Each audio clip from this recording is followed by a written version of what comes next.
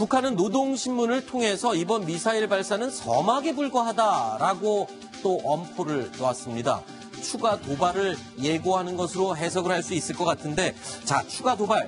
지난 26일에 단거리 탄도 미사일을 발사한 이후에 중장거리 미사일을 발사했습니다.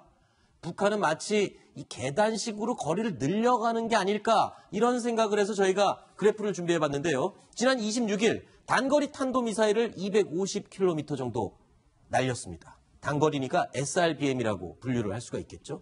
그 다음에 어제 2700km를 날아가는 화성 12형 중장거리 탄도미사일을 발사를 했습니다.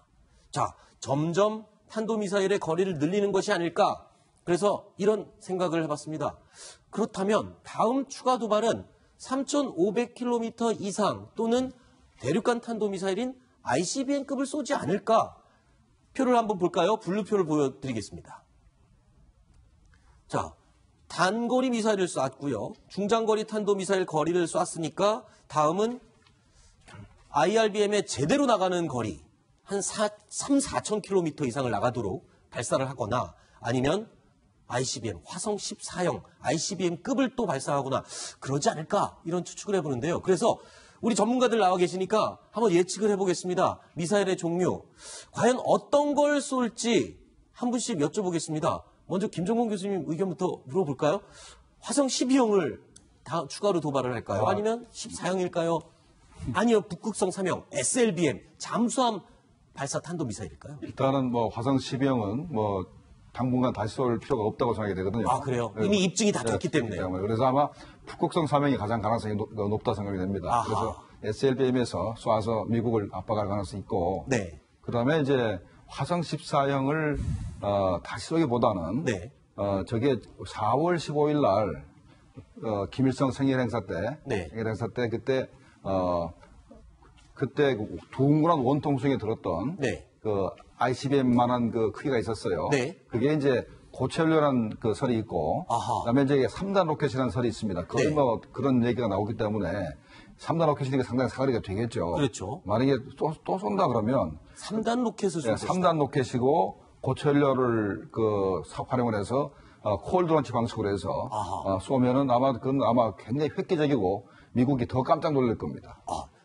3단 로켓도 콜드런치 방식이 가능한가요? 그렇게 큰 미사일도? 그래서 일단 그 통이 그렇게 만들어져 있기 때문에 우리가 그렇게 볼 수밖에 없습니다. 그렇군요. 그러니까 통 속에 들었으니까 콜드런치 방식이라고 볼 수밖에 없어요. 알겠습니다. 자, 김정국 실장님은 추가로 도발을 한다면 북한은 북극성 3형 잠수함 발사 탄도미사일일 가능성이 좀 높아 보인다라고 예측을 했습니다. 이종훈 부장은 어떻게 보십니까? 이 세 가지 중에 어떤 걸 추가 도발을 할 거라고 보시나요? 글쎄요. 우선 전 그 전에 북한이 그 단거리 미사일을 쐈었잖아요. 네. 방사포니 뭐니 논쟁이 있었는데 대한미사일 ASRM이라는 얘기도 있어요. 네. 그걸 왜 쐈을까? 막연한 추측이지만 동해로 쐈잖아요. 네.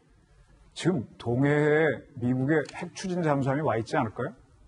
오고 있는 중이라고 한번 보도를 본 적은 있습니다만요. 그거 뭐 공개하고 하지는 않지 않습니까? 네. 그리고 뭐 그쪽에 우리의 이지스함이 갔는지 뭐가 갔는지 북한도 보고는 있을 거 아니에요. 그렇죠. 저는 그런 거에 대비해서 쏜 게 아닌가 싶고, 그러니까 단계적으로 이렇게 사거리를 늘리는 쪽으로 가는 게 아니란 얘기입니다. 그다음에 내가 북한의 전략군 사령부에 한해 참모라면은 네. 다음 발사를 IRBM으로 쏘십시오라는 말을 선뜻 못 하겠어요. 왜? 쐈다가 실패하면 그 부담과 망신을 어떻게 하겠습니까? 아니, 지금 화성 12형 IRBM급이고 이게 지금 5월 14일에 이어서 어제도 성공을 했지 않습니까? IRBM은 성공인데 ICBM은 한 번 성공했지만 자신이 없잖아요. 그리고 쏴도 이번에 IRBM 화성 12형도 줄여서 쐈지 않습니까? 네. 계속 위력을 보여주려면 네. IRBM 화성 12형을 쏠 수도 있습니다. 괜히 무수단이나 북극성 거렸다가 실패하면은 놀림감이 될 수도 있어요. 그렇군요.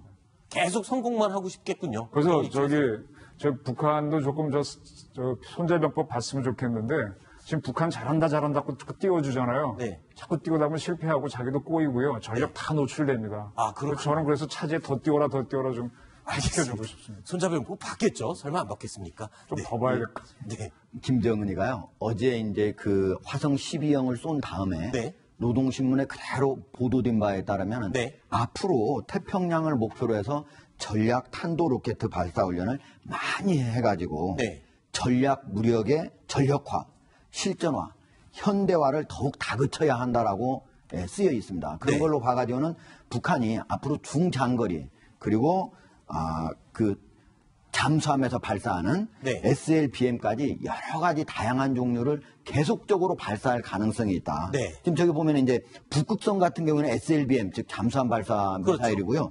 그다음에 이제 화성 12호하고 무수단 미사일. 무수단 네. 미사일 한 사정거리 3,000km 정도 되는 거, 화성 12호는 한 5,000km까지 나가는 게 이제 이번에 2,700km로 줄여서 나간 거고요. 네. 그다음에 이제 ICBM급은 화성 14호. 그러니까 그런 것들을 다양하게 배합해서 네. 계속적으로 도발할 가능성이 있다고 봐야 됩니다. 그렇군요. 자, 기왕 말 나온 김에 이 잠수함 발사 탄도미사일 SLBM 북극성 1형과 3형이 SLBM입니다. 2형은 변형이지만 육지 발사용이기 때문에 SLBM은 아닌데 지금 북극성 3형이 이 존재는 공개를 슬쩍 사진으로 여러 번 북한이 했고요.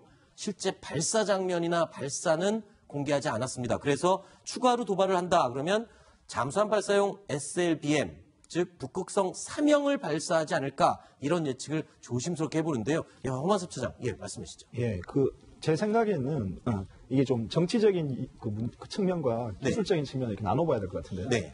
미국에서는 지금 북한이 내년쯤이면 네. 핵 미사일을 실전 배치할 수 있다 이렇게 지금 그렇죠. 얘기하고 있잖아요. 그럼 막바지 단계에 왔다는 얘기인데 그렇다면 뭐 새로운 어떤 무기 체계를 실험하기보다는 기존에 자기들이 잘 해왔던 것을 더 정교화해서 실전 능력을 배가하는 이런 쪽으로 택할 수가 있고요. 그다음에 정치적인 측면에서 보면 괌을 향해서 미사일을 쏠 수 있다는 것은 미국에 대한 만약 그 미사일에 핵무기를 실을 수 있다면 미국이 만약에 한반도 유사시에 한반도에 이제 그 병력을 증원하는데 상당히 부담을 느낄 수가 있습니다. 그러면 네. 그리고 또 이러한 그 미사일 성공이라는 것은 어떻게 보면 미국이 지금까지 제재 국면에서 북한과의 대화 국면으로 네. 이 전환을 시킬 수 있는 이런 또 측면도 있거든요. 이런 측면에서 보면 이번에 쏘았던 화성 12형과 같은 이 미사일의 사거리를 좀 늘린다든지 뭐 이렇게 해서 괌에 대한 그 위협을 좀 가중시키지 않을까 이렇게 생각이 듭니다. 알겠습니다. 자, 그리고 또 한 가지. 무엇을 쏠지 우리가 예측을 해봤는데 또 언제 도발을 할지 예측을 한번 해보겠습니다. 지금 당장 코앞에 닥친 북한의 기념일 구구절이 있습니다. 구구절, 북한의 정권 수립일인데 지난 구구절에 5차 핵실험을 감행했기 때문에 이번에도 뭔가 굵직한 사고를 한번 치지 않을까 이런 예상을 조심스럽게 해보는데 어떨까요? 이 예측은 좀 맞을까요? 어떻게 보십니까? 그래서 뭐 정답은 김정은 마음인데요. 물론 그렇겠죠. 예. 근데 이제 사실 작년도에 구구절에 핵실험했다 그래서 올 구구절에 또 무슨 뭐 큰 사건을 벌인다는 보장은 없습니다. 네. 작년에 이제 핵실험할 필요가 있으니까 네. 구구절을 계기로 해서 핵실험을 했거든요. 근데 북한에서는 이 꺾어지는 해가 중요하고 한데 올해는 그 꺾어지는 해가 아닙니다. 네. 아니라서 아마도 큰 무슨 열병식이라든가 뭐 이런 큰 행사도 안 하거든요. 근데 이제 9월 9일 날 이번에 핵실험을 할지 네. 아니면 뭐 다른 뭐 미사일을 발사할지 그건 뭐 두고 봐야 알겠습니다. 알겠습니다. 저희가 조심스럽게 추가 도발을 한다 그러면 어떤 미사일로 추가 도발을 할지 그리고 또 언제쯤 도발을 할지 예측을 한번 해봤습니다. 그리고 어제요. 이 인터넷상에서 또는 보도 내용과 관련해서 네티즌들이 아주 뜨거운 논쟁을 벌였던 내용이 있습니다. 일본, 보통 북한이 발사체를 일본 상공을 관통해서 발사한다 그러면 무조건 격추, 요격하겠다라고 호언장담을 해왔습니다. 근데 어제 보란 듯이 일본 상공을 통과해서 화성 12형이 북태평양으로 날아갔죠. 네티즌들은 이런 얘기를 했습니다. 아니, 일본이 그런 능력이 있다고 주장을 하면서 왜 격추를 어제 안 시켰느냐. 일본에서는 BMD라는 탄도미사일 요격 시스템이 있습니다. 이 원리를 간단하게 설명을 드리면 탄도미사일이 상승 단계, 중간 단계, 종말 단계 세 가지로 구분된다면 SM-3가 중간 단계에서 요격을 할 수가 있고요. 가장 높이 있을 단계입니다. 그리고 떨어지는 이 단계에서 팩3가 요격을 할 수 있는 그러한 시스템이 이 탄도미사일 방어 시스템입니다. 일본이 보유하고 있습니다. 그런데 왜 이 BMD 시스템으로 어제 화성 12형을 요격하지 못했습니까? 이유가 어떤 걸까요? 저는 안 했다고 보는데. 안 했다고 보시는 거예요? 아니, 모기 잡는데 보검을 견문 발검하지 말라 그러잖아요. 네. 저거 지금 현대 전자장비 굉장히 좋거든요. 일본의 사드 레이더 기지가 있지 않습니까? 그럼 그걸로 쭉 날아가는 걸 잡으면 각도 계산하면 일본 넘어간다는 금방 나오거든요. 네. 그걸 그 비싼 SM3를 사서 잡는다고요? 무슨 실익이 있다고? 오히려 그냥 내비두고 일본 내에 여론을 일으키고 저 미사일 특성을 발견하는 게 훨씬 낫죠. 이정훈 부장은 지금 못 쏜 게 아니라 안 쏜 거다. 요격을 하지 않은 거다 말씀하셨습니다. 하종대 위원은 어떻게 생각하세요? 좀 이제 다른 의견인데요. 네. 왜냐하면 SM-3 미사일이라고 하는 게 가장 많이 올라갈 때 500km거든요. 네. 근데 아까 우리 화성 12형은 550km 상공으로 올라. 예, 김정봉 박사님께서 설명을 할 때도 일본 열도를 들어오기 전에 최고 정점 550km까지 올라갔단 말입니다.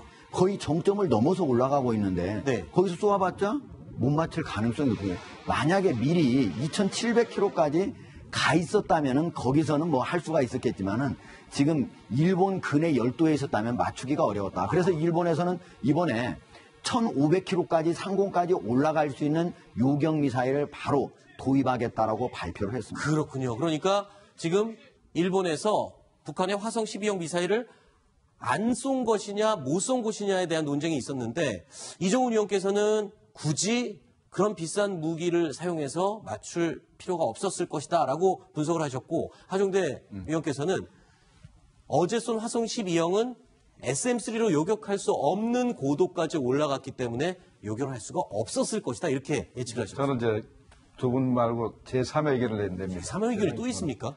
지금 현재 북한이 네. 괌을 공격한다 그래가지고 네. 일본의 이지스함들이 대부분 다 괌 방향으로 해서 이제 방어 조치를 취하고 있거든요. 그렇죠. 그러니까 좀 성동 격돌하는 바람에 아하. 도대체 쏠 방법도 없고 이지스함이 다 네. 내려가 있으니까 SM3를 쏠 방법도 없는 겁니다. 물론 뭐 쏴봤자 맞추지도 못하겠지만 네. 이제 딴 데가 있으니까 도대체 뭐 쏠 방법도 없는 것이죠. 성동격서에 오히려 대비를 못해서 아마 쏘지 못했을 것이다 이런 얘기를 또 해주죠. 일본 시민들이 이번 미사일 발사로 뭐 일본 정부의 신속한 그 알림에 의해서 J 얼럿이라고 그랬죠. 예, 시스템. 그래서 뭐 상당히 놀래고 공포에 떨었다고 하는데 실제로 어떤 뭐 국익의 어떤 실익적인 측면에서 보면 이번에 그 북한의 미사일 발사는 어떤 일본을 지속적으로 좀 피해자로 국제사회에 각인시킴으로써 아베 정권이 지금 그 노심초사하고 있는 그 자위대를 자위군으로 만드는 네. 이런 부분에 있어서 상당히 그 영향을 줄 수 있다 이렇게 생각합니다. 그렇군요. 또 그런 정치적인 분석이 가능하군요. 알겠습니다. 두 가지 이야기 살펴봤고요. 우리 이정훈 부장 이야기는 오늘 여기까지 듣도록 하겠습니다. 오늘 말씀 고맙습니다. 자, 다음 세 번째 소식 준비되어 있습니다. 화면으로 확인해 보시죠.